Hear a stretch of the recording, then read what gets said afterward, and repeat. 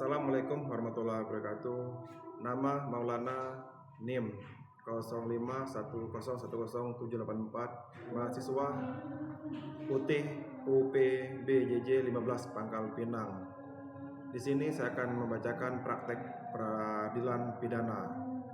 Pertanyaan 1. Berdasarkan kronologi kasus tersebut, analisa delik pasal mana pada KUHP yang tepat untuk kasus tersebut? Jawaban, analisis hukum delik pidana yang dilanggar. A. Unsur tindak pidana dalam kurung delik. Berdasarkan kronologi peristiwa, perbuatan dilakukan oleh Ayam memenuhi unsur tindak pidana pembunuhan berencana berdasarkan diatur dalam pasal 340 KUHP. Barang siapa dengan sengaja dan dengan rencana tersebut terlebih dahulu merampas nyawa orang lain, diancam karena pembunuhan berencana dengan pidana mati atau pidana penjara seumur hidup atau selama waktu tertentu paling lama 20 tahun. Unsur-unsur 1. Unsur barang siapa. Unsur ini menunjuk pada pelaku tindak pidana, yaitu setiap orang yang dapat dimintai pertanggungjawaban secara hukum pidana dalam kurung subjek hukum. Dalam kasus ini, Ayam, seorang mahasiswa berusia 23 tahun, merupakan subjek hukum yang cakap secara hukum dan tidak ditemukan adanya alasan pemaaf seperti gangguan jiwa. Dengan demikian unsur ini terpenuhi. 2. Unsur dengan sengaja. Kesengajaan dalam kurung offset merupakan kehendak atau maksud dari pelaku untuk menimbulkan akibat yang dilarang, yaitu hilangnya nyawa orang lain. Berdasarkan fakta, pelaku telah menyiapkan pisau lipat sebelumnya, membawanya ke lokasi korban, dan dengan sadar menusukkan pisau tersebut berulang kali ke bagian vital tubuh korban dalam kurung leher dan dada. Hal ini menunjukkan adanya mens rea atau niat sadar untuk menghilangkan nyawa korban. Maka unsur dengan sengaja telah terpenuhi. 3. Unsur dengan rencana terlebih dahulu. Unsur ini berarti adanya waktu yang cukup bagi pelaku untuk merenungkan dan menimbang-nimbang perbuatannya sebelum melakukan pembunuhan. Berdasarkan keterangan penyidik, pelaku meniru adegan dari film narkos, menyimpan pisau di jok motornya dan berpura-pura hendak pulang sebelum mengeluarkan pisau dan menikam korban. Rangkaian tindakan ini menunjukkan adanya perencanaan yang matang, bukan reaksi spontan akibat emosi sesaat.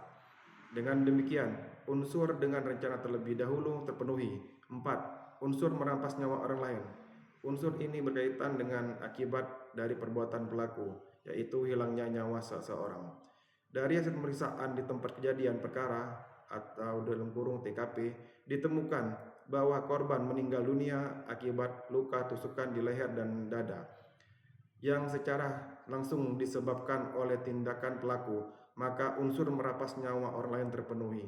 Berdasarkan uraian keempat unsur tersebut, dapat disimpulkan bahwa seluruh unsur dalam pasal 340 KUHP telah terpenuhi secara kumulatif, sehingga perbuatan yang dilakukan oleh Ayam dapat dikualifikasikan sebagai tindak pidana pembunuhan berencana atau dalam kurung premeditated murder. Pertanyaan, buatkan surat kuasa Anda yang ditunjuk sebagai penasehat hukum si Ayam. Jawaban, surat kuasa khusus yang bertanda tangan di bawah ini: nama Ayam, tempat tanggal lahir Bandar Lampung 14 Mei 2001, umur 23 tahun, pekerjaan mahasiswa, alamat Jalan Merpati nomor 12 Bandar Lampung. Selanjutnya disebut pihak pertama, pemberi kuasa. Dengan ini memberikan kuasa khusus kepada nama Maulana SH, pekerjaan advokat dan konsultan hukum. Alamat kantor Jalan Diponegoro nomor 45 Bandar Lampung. Nomor induk advokat Peradi 134 578 1011. Selanjutnya disebut kepada pihak kedua penerima kuasa khusus untuk 1. Mendampingi dan atau mewakili pihak memberi kuasa selama proses penyelidikan, penyidikan, penuntutan, dan persidangan dalam perkara dugaan tindak pidana pembunuhan korban bernama Bebek.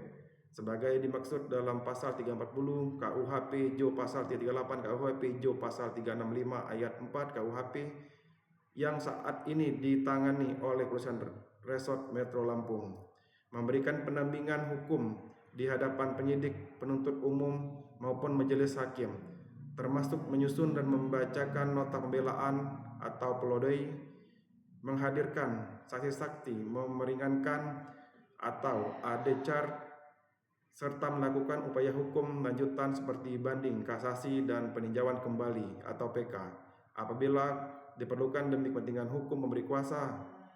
3. Menandatangani dan mengajukan setiap surat permohon dan dokumen hukum yang dianggap perlu dalam rangka pembelaan hak-hak hukum pemberi kuasa. 4. Menghadap dan berbicara kepada pejabat yang berwenang di lingkungan kepolisian, kejaksaan, pengadilan negeri Metro Lampung, dan instansi terkait lainnya. Demikian surat kuasa ini dibuat dengan sebenar-benarnya untuk dipergunakan semestinya. Terima kasih.